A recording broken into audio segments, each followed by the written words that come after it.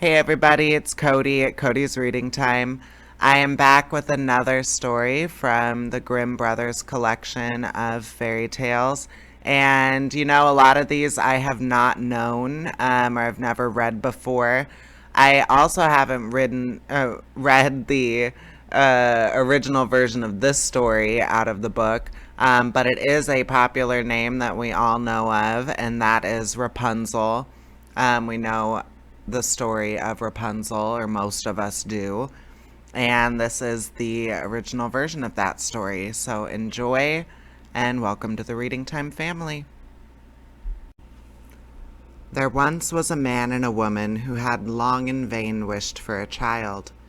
At length, the woman hoped that God was about to grant her desire. These people had a little window at the back of their house from which a splendid garden could be seen, which was full of the most beautiful flowers and herbs. It was, however, surrounded by a high wall, and no one dared to go into it because it belonged to an enchantress who had great power and was dreaded by all the world.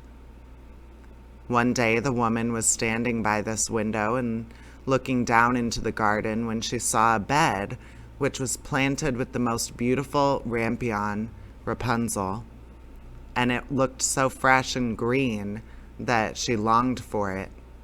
She quite pined away and began to look pale and miserable. Then her husband was alarmed and asked, "What ails you, my dear wife?" "Ah," she replied, "if I can't eat some of the rampion, which is in the garden behind our house, I shall die."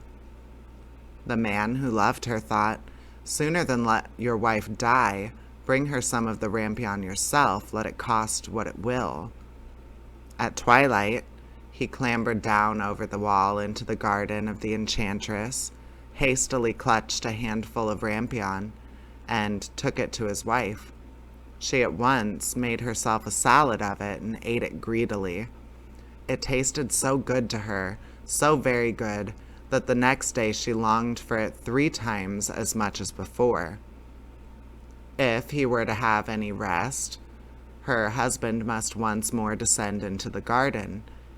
In the gloom of the evening, therefore, he let himself down again, but when he had clambered down the wall he was terribly afraid, for he saw the enchantress standing before him. "How can you dare," said she with an angry look, "descend into my garden and steal my rampion like a thief? You shall suffer for it." "Ah," answered he, "let mercy take the place of justice. I only made up my mind to do it out of necessity. My wife saw your rampion from the window, and felt such a longing for it that she would have died if she had not gotten some to eat." Then the enchantress allowed her anger to be softened, and said to him, "If the case be as you say, I will allow you to take away with as much rampion as you will, only I make one condition. You must give me the child which your wife will bring into the world. It shall be well treated, and I will care for it like a mother."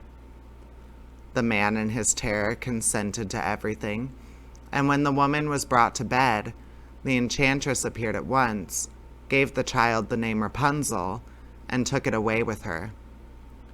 Rapunzel grew into the most beautiful child under the sun. When she was 12 years old, the enchantress shut her into a tower, which lay in a forest, and had neither stairs nor door, but quite at the top was a very little window. When the enchantress wanted to go in, she placed herself beneath it and cried, "Rapunzel, Rapunzel, let down your hair to me." Rapunzel had magnificent long hair, fine as spun gold, and when she heard the voice of the enchantress, she unfastened her braided tresses, wound them round one of the hooks of the window above, and then the hair fell 20 ells down, and the enchantress climbed up by it. After a year or two, it came to pass that the king's son rode through the forest and passed by the tower. Then he heard a song which was so charming that he stood still and listened. This was Rapunzel, who in her solitude passed her time in letting her sweet voice resound. The king's son wanted to climb up to her, and looked for a door to the tower, but none was to be found. He rode home, but the singing had so deeply touched his heart that every day he went out into the forest and listened to it. Once he was thus standing behind a tree, he saw that the enchantress had came up, and he heard how she cried, "Rapunzel, Rapunzel, let down your hair to me." Then Rapunzel let down the braids of her hair, and the enchantress climbed up to her. "If that is the ladder by which one mounts, I too will try my fortune," said he. And the next day, when it began to grow dark, he went to the tower and cried, "Rapunzel, Rapunzel, let down your hair to me." Immediately the hair fell down and the king's son climbed up.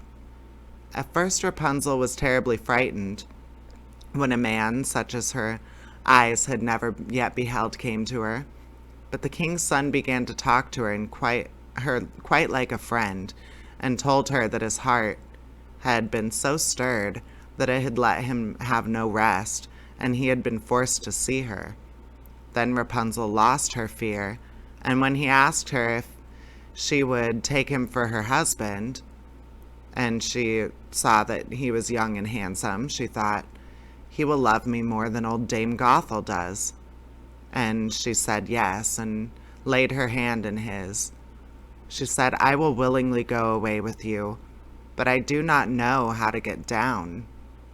Bring with you a skein of silk every time that you come, and I will weave a ladder with it, and when it is ready I will descend, and you will take me on your horse." They agreed that until that time he should come to her every evening, for the old woman came by day.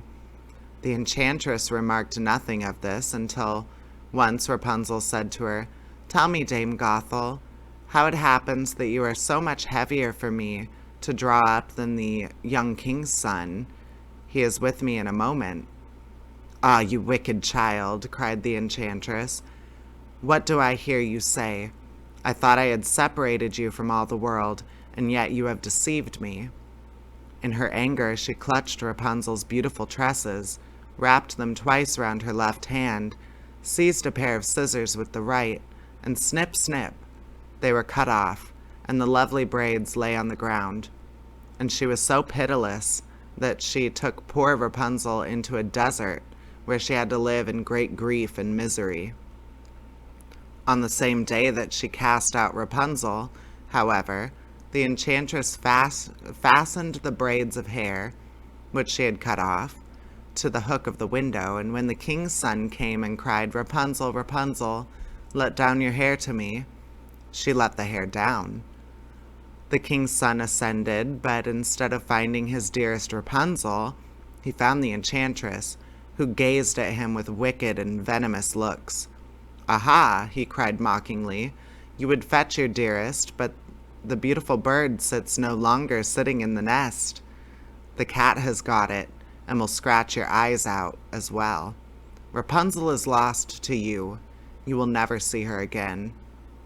The king's son was beside himself with pain, and in his despair he leapt down from the tower. He escaped with his life, but the thorns into which he fell pierced his eyes. Then he wandered quite blind about the forest, ate nothing but roots and berries, and did not but lament and weep over the loss of his dearest wife.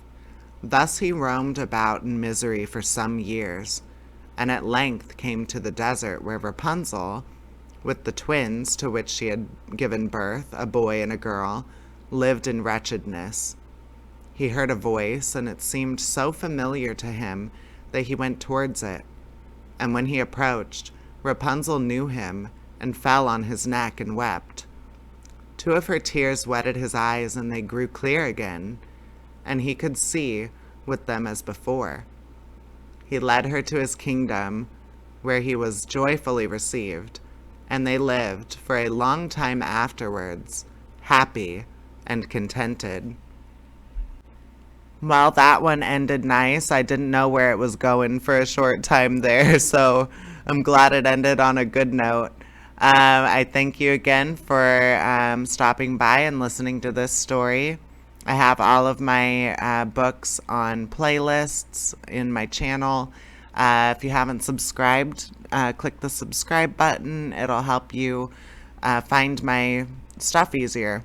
So I appreciate you stopping by and listening to today's story, and I hope you stick around and listen to many more to come. All right, take care. Bye-bye.